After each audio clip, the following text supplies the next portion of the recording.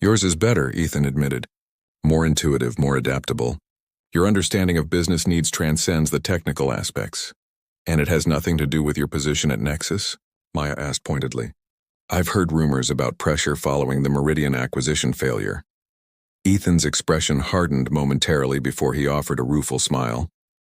You've done your research. I learned long ago to understand the motivations behind offers that seem too good to be true. Their conversation shifted to reminiscences of Westridge, with Ethan showing surprising self-awareness about his privileged perspective during those years.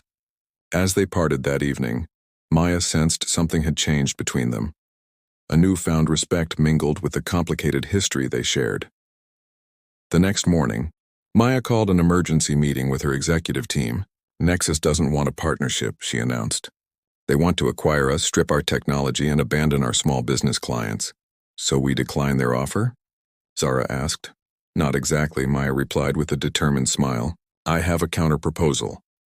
The gleaming Nexus Technologies headquarters towered over the city skyline, its glass facade reflecting clouds and ambition in equal measure. Inside the executive boardroom on the 47th floor, Ethan Blackwood prepared for the most important meeting of his career. The acquisition of Ascend Innovations would not only secure his position at Nexus but potentially propel him to the executive suite. The Ascend team has arrived, his assistant announced. Ethan straightened his tie and nodded. Send them in. Maya entered first, followed by Zara and Lyra. Their confidence was unmistakable as they took their seats across from Nexus's executive committee. Ethan made introductions, ending with Nexus's CEO, Harrison Wells. We're pleased to finalize discussions today, Wells began. Our legal team has prepared the acquisition documents based on our previous conversations. Actually, Maya interjected smoothly, there's been a development we should discuss first. She nodded to Zara, who distributed folders to everyone at the table. These contain our counter-proposal. Ethan opened his folder and began reading, his expression shifting from curiosity to confusion and finally to shock. He looked up at Maya with disbelief. This isn't an acquisition agreement. This is a merger proposal with Ascend as the controlling entity. Correct, Maya confirmed calmly. Recent market valuation puts Ascend's worth significantly higher than your initial offer reflected. Additionally, our growth trajectory outpaces Nexus's by substantial margins. This is highly unorthodox, Wells objected.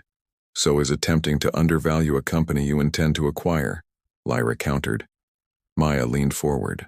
Our proposal offers something valuable to Nexus, a path to innovation you've struggled to develop internally. Your last 3 quarters have shown declining growth and market share loss to more agile competitors. Wells looked to Ethan. Is this accurate? Before Ethan could respond, Maya continued. Furthermore, we've secured backing from Symphony Group to support this merger structure. They've committed to substantial investment contingent on Ascend, maintaining controlling interest. The mention of Symphony Group, one of the largest investment firms in the technology sector, created palpable tension in the room. Nexus executives exchanged concerned glances. We need to discuss this privately, Wells announced, clearly rattled. Of course, Maya agreed. We'll wait outside. As the Ascend team exited, Ethan felt his career hanging in the balance. The executives immediately turned to him for explanation.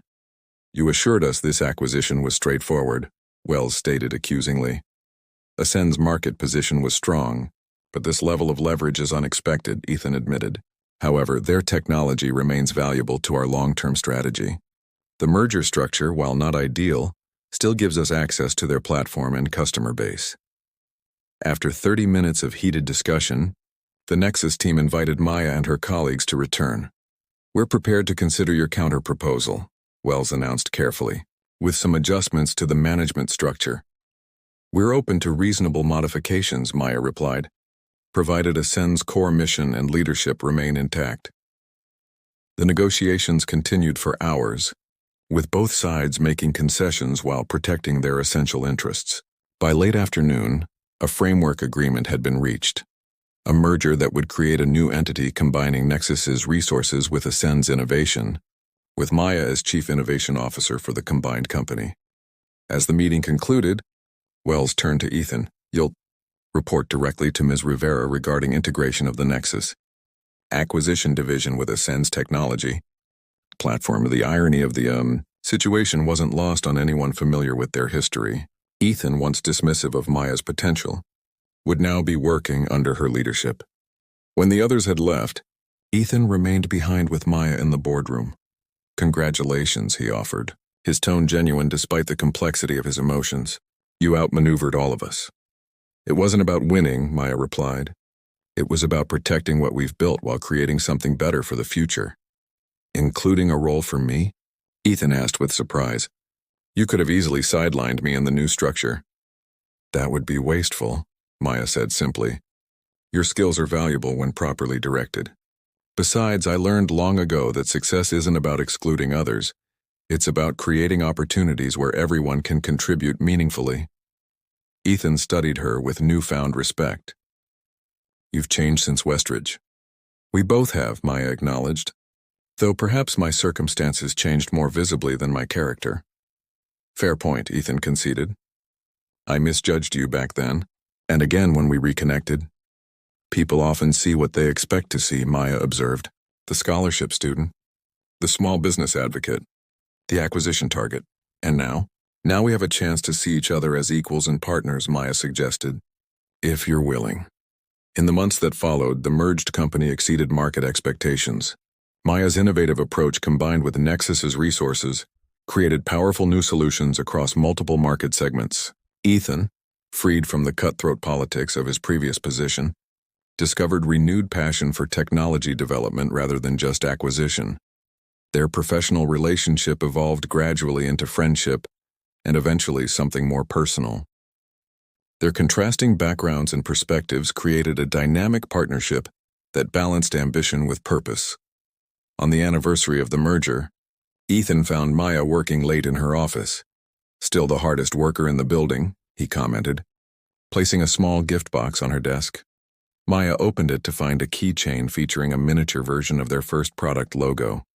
"Where did you find this?" "Had it custom made," Ethan replied. "A reminder of how it all started. With you mocking the scholarship student?" Maya teased. "With you proving everyone wrong about what's possible," Ethan corrected, taking her hand. "Though I admit having my former classmate become my boss wasn't exactly in my 10-year plan." Maya smiled. "Sometimes the most unexpected paths lead to the best destinations." As they left the office together, Maya reflected on the journey that had brought her from struggling student to industry leader. Success hadn't come from resentment or revenge, but from remaining true to her vision despite obstacles. And perhaps the most surprising outcome wasn't her professional achievements, but finding connection with someone who had once symbolized everything she was fighting against. Life's reversals of fortune, Maya had learned, often contained deeper lessons than simply changing who held power. The true victory was creating something valuable that transcended personal history, something that could help others write their own success stories regardless of where they began. 2 years into building Ascend Innovations, Maya found herself leading a team of 12 dedicated employees. Their small business optimization platform had gained traction regionally, with testimonials from countless entrepreneurs whose profits had increased thanks to Maya's algorithms. The investor meeting went well, Zara announced, entering Maya's office with a triumphant smile. "Second round of funding secured.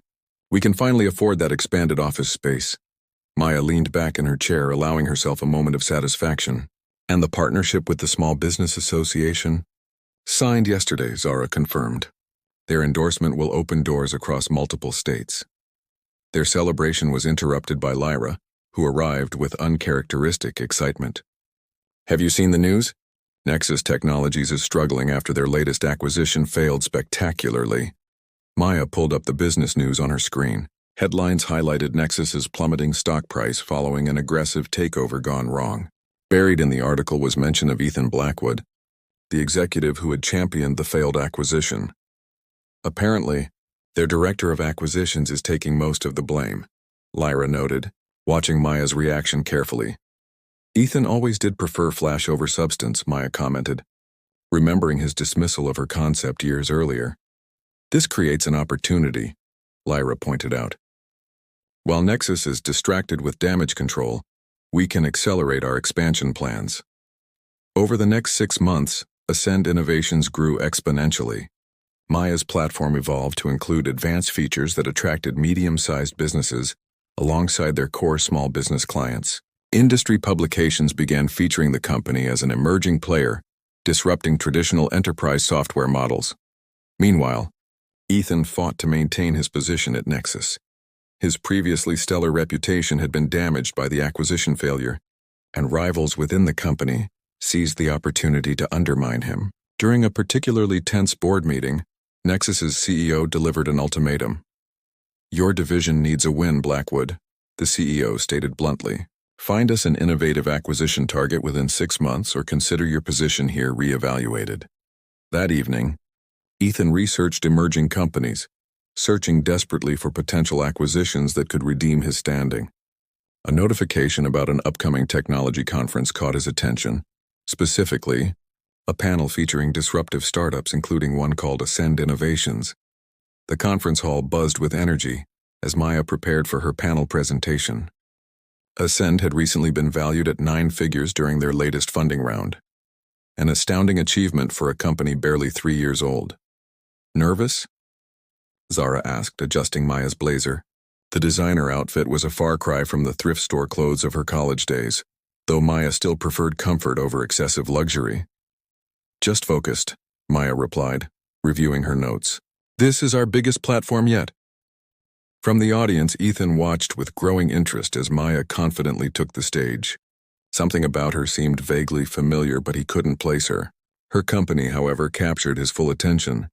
Ascend's growth metrics were impressive, and their technology addressed a market segment Nexus had repeatedly overlooked. After the panel, Ethan approached Maya at the networking reception. "Exceptional presentation," he offered smoothly. "Ethan Blackwood, Nexus Technologies." Maya met his gaze directly. "We've met before. Several times, actually." Ethan studied her face, confusion giving way to recognition. "Maya Rivera, from the Tech Future event a few years back. And Westridge before that," she added. The full realization hit him. "The scholarship student. From Professor Chen's class?" "The same," Maya confirmed, noting how his expression shifted between surprise and calculation. "How's Nexus treating you? I saw the news about the Meridian acquisition." Ethan's smile tightened. "A temporary setback. We're exploring new opportunities." "Including small business solutions?" Maya asked innocently. "We're expanding our perspective," he admitted. "Your company has shown impressive growth in that sector." "We filled a gap in the market," Maya replied. "Sometimes the most valuable innovations address overlooked needs rather than creating new ones." Their conversation was interrupted by Lyra, who approached with several investors. "Maya, these gentlemen are interested in discussing potential partnerships." As Maya excused herself, Ethan remained deep in thought. Ascend Innovations might be exactly what he needed to salvage his position at Nexus. The fact that its founder was someone he had once dismissed as insignificant was an irony not lost on him. That night, he called Nexus's CEO. "I found our next acquisition target, a company called Ascend Innovations." The industry summit in San Francisco brought together technology leaders from across the country. Maya, now recognized as a visionary in business intelligence solutions, had been invited to deliver the keynote address. Ascend Innovations had grown to over 100 employees with offices in 3 cities. "Your speech is scheduled for 2 p.m., Zara reminded her as they entered the convention center. The press wants interviews afterward, and Lyra arranged dinner with potential international partners. "And the product demo?" Maya asked, checking her schedule. "All set for tomorrow. Our team arrived yesterday to configure everything." As they navigated the crowded exhibition hall, Maya noticed Nexus Technologies' elaborate booth dominating the central space.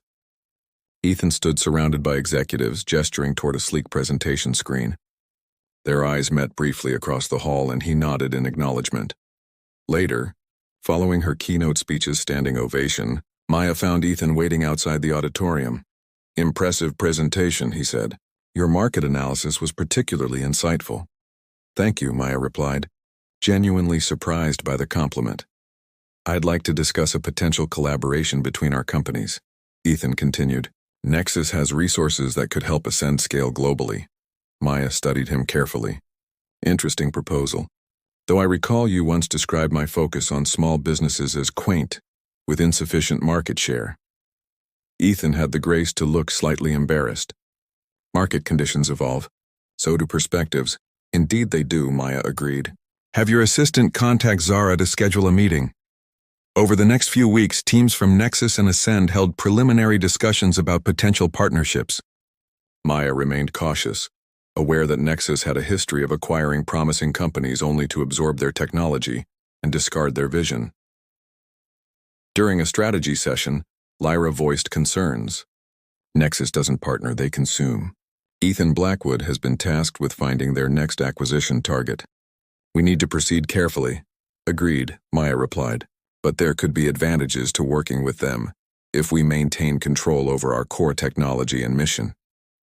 When formal talks began, Maya insisted they be held at Ascend's headquarters, rather than Nexus's imposing corporate offices. The power dynamics were subtle but significant. Ethan and his team were now coming to her territory. Our proposal is straightforward, Ethan explained during their first official meeting.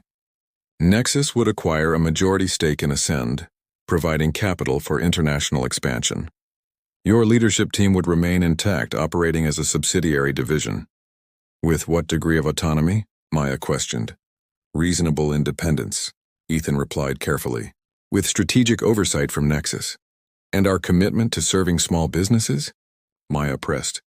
That remains our core mission. Of course, Ethan assured her, though something in his expression suggested otherwise. We value Ascend's unique market position. As discussions progressed over several weeks, Maya became increasingly convinced that Nexus intended to sideline Ascend's original vision in favor of adapting their technology for enterprise clients. During a private dinner with Ethan, she decided to confront the issue directly. You don't actually care about small businesses, do you? She asked after their main course was served. Ethan paused, considering his response. I care about creating shareholder value. Your technology has applications well beyond corner stores and local restaurants. Those corner stores are the backbone of local economies, Maya countered, and the foundation of Ascend's success. A foundation you've outgrown, Ethan argued. Nexus can help Ascend reach its full potential. Maya studied him thoughtfully. Tell me something honestly. Why did you approach us? There are other companies with similar technology. 5 years after graduation, Maya juggled 3 freelance coding jobs from her small apartment. Her entrepreneurship incubator experience had given her valuable skills, but breaking into the tech industry proved harder than expected. Still, she worked relentlessly on her app, a platform helping small businesses optimize operations through advanced analytics. You need sleep, Maya, said her roommate Zara, placing a cup of coffee beside Maya's laptop. You've been coding for 14 hours straight.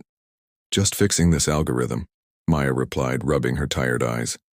I'm presenting at the Tech Future Networking event tomorrow and everything has to be perfect. The one where all the big venture capitalists hang out? Zara asked, examining the event flyer. Impressive, Maya nodded. Professor Chen pulled some strings to get me in. This could be my big break. The next evening, Maya navigated the elegant hotel ballroom filled with industry elites. Her simple black dress, the nicest she owned, felt inadequate among designer outfits, but she focused on her purpose. Each conversation was an opportunity to share her vision. Maya Rivera, a familiar voice called. She turned to find Professor Chen smiling warmly. I'm so glad you made it. Thanks to you, Maya replied, hugging her mentor. I'm nervous but ready. You've developed something special, Professor Chen assured her. Just remember why you started. To help businesses like your parents' restaurant that struggled against corporate competitors. As they spoke, the crowd parted for a group of executives from Nexus Technologies, one of the industry's leading companies. At their center stood Ethan Blackwood, now sleeker and more confident than his college days. As Nexus's rising director of acquisitions, he had established a reputation for identifying and absorbing promising startups. Professor Chen noticed Maya's expression. An old acquaintance? We were briefly in the same project group, Maya said diplomatically. Before you rescued me. Ah yes, Mr. Blackwood has done well for himself at Nexus, Professor Chen observed. Though I've heard his methods are ruthless. Maya watched Ethan work the room with practiced charm. He always knew how to network. Unlike some, you have substance behind your social skills, Professor Chen replied. Now go impress some investors. For the next hour, Maya delivered her pitch to anyone who would listen. Some showed interest, others obvious skepticism. During her demonstration for a small group, she noticed Ethan nearby, half listening while chatting with colleagues. Your platform seems promising, commented one investor. But what distinguishes it from enterprise solutions already available? Existing platforms are designed for corporations with dedicated IT teams, Maya explained. My solution is accessible to small businesses with limited resources. It simplifies complex data analysis and provides actionable recommendations without requiring technical expertise. As the crowd dispersed, Maya found herself face-to-face with Ethan, who studied her with vague curiosity. Interesting concept, he remarked, though his tone suggested otherwise. Small business focus is quaint, though I doubt there's enough market share to attract serious investment. Maya maintained her composure. The small business sector represents over 40% of economic activity, but is chronically underserved by tech solutions. I suppose someone should cater to that segment, Ethan said with a dismissive smile, though Nexus prefers markets with deeper pockets. Before Maya could respond, a tall woman with striking violet eyes interrupted them. Excuse me, but I overheard your presentation earlier. I'd like to discuss it further. Of course, Maya replied, grateful for the interruption. Lyra Patel, the woman introduced herself. I represent Stellar Ventures. Ethan's demeanor changed instantly. Stellar Ventures was known for backing unexpected companies that often disrupted established markets. Lyra, I didn't know you were attending tonight. Just observing, Lyra replied coolly before turning back to Maya. Could we meet tomorrow to discuss your platform in detail? After exchanging information, Maya watched Lyra walk away, conscious of Ethan's calculating gaze. Interesting friends you've made, he commented. Though Stellar is known for unconventional investments, perhaps they recognize potential where others see only limitations, Maya replied. Ethan studied her face. Have we met before? You seem familiar. Briefly, at Westridge. Recognition dawned slowly. Wait, the scholarship student? From Professor Chen's class? Maya Rivera, she reminded him. Nice to see you remember. Ethan recovered quickly. Of course. You left our group for some special program. The graduate incubator, Maya confirmed. An awkward silence stretched between them before Ethan glanced at his watch. Well, good luck with your little project. The small business space is challenging. After he departed, Zara appeared at Maya's side. Who was that guy? He looked like he swallowed something sour when talking to you. An old classmate who didn't think much of my potential, Maya explained. Well, you just scored a meeting with Stellar Ventures. While he looked like his designer tie was choking him, Zara observed. I'd call that progress. The next day, Maya's meeting with Lyra exceeded all expectations. Not only did the investor understand her vision, but she also offered strategic insights that strengthened the concept. We'd like to provide seed funding, Lyra concluded, with conditions. I want to join your team as an advisor, and you need a business development partner. Maya hesitated. I've been managing alone so far. Successful founders know when to expand, Lyra countered. Your technical skills are exceptional, but scaling requires diverse expertise.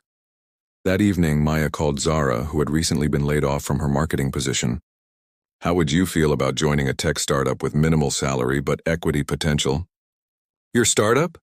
Zara asked excitedly. Absolutely. When do I start? Thus, Ascend Innovations was officially born, with Maya as founder and CTO, Zara handling marketing and business development, and Lyra providing both funding and industry guidance. Their tiny office space above a deli became home to their growing ambitions, while across town Ethan continued his ascent at Nexus, unaware that the seed of future disruption had been planted. Maya Rivera clutched her worn backpack as she navigated the marble hallways of Westridge University's prestigious business school. Despite earning a full academic scholarship to one of the country's top programs, she couldn't help feeling out of place among the wealthy students who seemed to glide effortlessly through life. Her thrift store clothes, no matter how carefully selected, stood out amid the designer labels that surrounded her. Today we'll be forming project groups for the semester, Professor Chen announced to the entrepreneurship class. The distinguished professor adjusted her glasses and continued. I expect innovative business proposals that demonstrate both creativity and market viability. Maya glanced around nervously. Group projects always highlighted the social divide between her and her classmates. As students quickly paired up with friends, she remained alone, her stomach knotting with familiar anxiety. Looks like you're with us, a smooth voice said. Maya turned to find Ethan Blackwood, heir to Blackwood Investments, regarding her with cool blue eyes. His perfectly tailored blazer probably cost more than her monthly rent. Behind him stood his usual entourage, Trevor and Alexis, both looking equally unimpressed. Thank you, Maya replied, trying to mask her surprise. The Blackwood group never interacted with scholarship students unless forced to. She quickly gathered her notebooks and joined their table, where they were already discussing potential business ideas. My father's connections in venture capital could easily back our concept, Ethan was saying. We just need something innovative enough to interest them. Maya took a deep breath. I actually have an idea about developing an algorithm that could help small businesses compete with larger corporations by optimizing their... Sorry, but we don't need charity case ideas.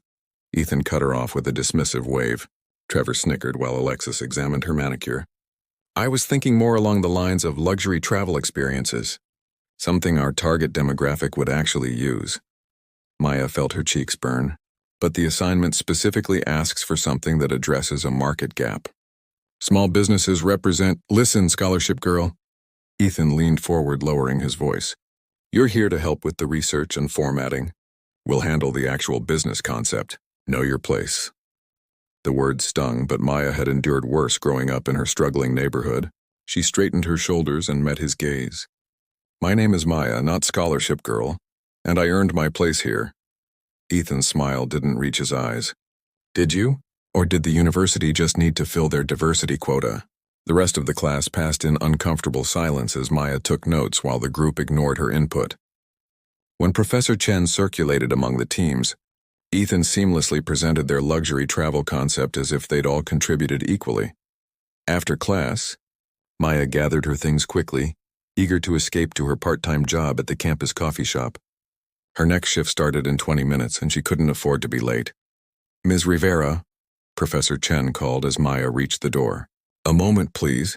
Maya approached the professor's desk, conscious of Ethan watching from across the room with an amused expression. I noticed you didn't seem fully engaged with your group's concept, Professor Chen said quietly. I'm sorry, Professor. I'll try harder to contribute. That's not my concern, the older woman interrupted. I've read your application essay about creating economic opportunities in underserved communities. It was exceptional. Mr. Blackwood's luxury travel platform doesn't align with your strengths. Maya glanced back at Ethan, who was now talking loudly about his family's recent vacation to the Maldives. We're supposed to work as a team. Professor Chen followed her gaze and sighed. Teams work best when all members' talents are recognized. Come to my office hours tomorrow. I may have a different opportunity for you. That evening, Maya served coffee to her classmates, including Ethan and his friends who either didn't recognize her or pretended not to. She overheard snippets of their conversation about weekend plans at someone's lake house, the latest cars, internship opportunities secured through family connections. Could I get another macchiato? Ethan asked without looking up from his phone. When she placed it before him, he finally glanced up. Oh, it's you. Shouldn't you be working on our project research? I'm doing both, Maya replied evenly. Some of us have to work while studying. How quaint, Alexis commented. Like in those inspirational movies about poor kids overcoming the odds. Their laughter followed Maya back to the counter. Her manager, noticing her expression, gave her a sympathetic smile. Rich kids? The richest, Maya confirmed. One of them thinks I only got into Westridge to fill a quota. People like that can't imagine succeeding without connections, her manager said. But that just makes your achievements more impressive. The next day, Maya met with Professor Chen, who surprised her by offering a spot in an exclusive entrepreneurship incubator program normally reserved for graduate students. Your algorithm concept has potential, the professor explained. With mentorship and resources, you could develop it into something meaningful. But what about my group project? I've reassigned you. Mr. Blackwood and his friends will manage without you." Maya left the office feeling lighter than she had in weeks. Later that day, she passed Ethan in the hallway. He was surrounded by admirers as usual, but broke away when he saw her. "Did Chen kick you out of our group?" he asked with a smirk. "Not surprised. Some people just don't have what it takes for the business world." Maya considered several responses but settled on the truth. "Actually, I've been selected for the graduate incubator program to develop my algorithm." Ethan's confident expression faltered momentarily. "That's unexpected." "I know," Maya replied with newfound confidence. "People like me are full of surprises." As she walked away, Maya didn't notice Professor Chen watching their exchange with a knowing smile. The professor had recognized something in Maya that entitled students like Ethan often missed: genuine innovation born from necessity rather than privilege. That night, in her tiny off-campus apartment, Maya stayed up late working on her business concept. Surrounded by secondhand textbooks and determination, the path ahead would be difficult, but for the first time she believed her ideas might actually change the world, and perhaps someday, the lives of people who had dismissed her.